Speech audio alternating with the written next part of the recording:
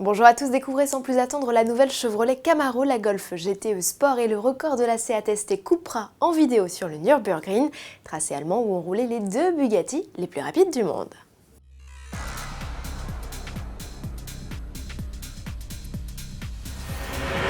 Chevrolet désertera le marché européen au 31 décembre 2015, mais ses deux modèles les plus sportifs perdureront, la Corvette et la Camaro.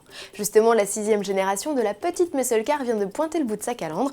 Plus courte, moins haute et moins large que son aînée, la Camaro veut davantage s'imposer par son style que par ses dimensions. Plus massives, ses lignes sont aussi plus sculptées. Remarquez le toit bosselé ou ce capot nettement plus creusé. Et que renferme-t-il? 3 blocs, un 2 litres turbo de 278 chevaux, le plus efficient de la gamme, un V6 3,6 litres de 340 chevaux de nouvelle génération avec système de désactivation des cylindres, et le plus performant de tous, le V8 6 litres de 460 chevaux emprunté à la Stingray. Tous peuvent être associés à une boîte mécanique à 6 rapports ou automatique à 8 vitesses. Dans l'habitacle, entièrement remanié, un volant à méplat estampillé Camaro et un inédit combiné d'instruments font désormais face au conducteur. L'écran de 8 pouces remonte en haut de la planche de bord, tandis que l'arrivée d'aérateurs avec commandes intégrées ont permis de supprimer quelques boutons. Ne reste plus qu'à connaître les performances de cette Camaro 6e du nom. Sa cure d'amaigrissement de 90 kg devrait lui permettre de réaliser de jolis chronos.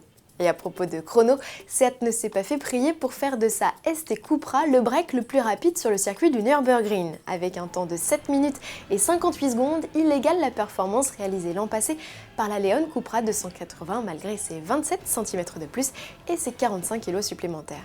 Un record réalisé par le pilote maison Jordi Gené dans une mise en scène amusante, puisque l'Espagnol est allé remplir son coffre au supermarché avant de s'attaquer aux 20 km de l'enfer vert.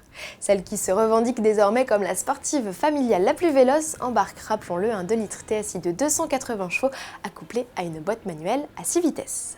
Restons sur le Nürburgring pour parler sport, en marge de la course des 24 heures, remportée par l'Audi R8 LMS de Vanthoor, Mies, Müller et Sandstrom, se tenait une épreuve du WTCC. Épreuve encore une fois dominée par Citroën.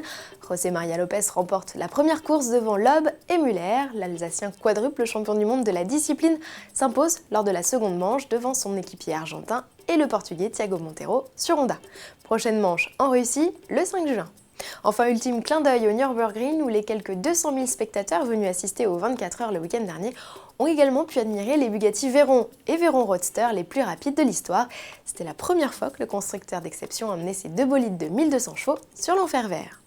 Terminons cette édition avec une Golf pas comme les autres, la GTE Sport, présentée lors du meeting tuning de Worzersee en Autriche. Cette compacte au look ultra bodybuildé a la particularité de développer 400 chevaux et de ne consommer que 2 litres au 100 km grâce à sa motorisation hybride rechargeable. 3 moteurs s'occupent de distribuer l'énergie aux 4 roues. Elle serait ainsi capable par ailleurs de rouler 50 km en mode 100% électrique et d'atteindre les 100 km/h en seulement 4 secondes 3. Sa principale rivale, la Peugeot 308R, n'a qu'à bien se tenir. Dommage que pour l'heure, il ne s'agisse encore que de concept. À demain.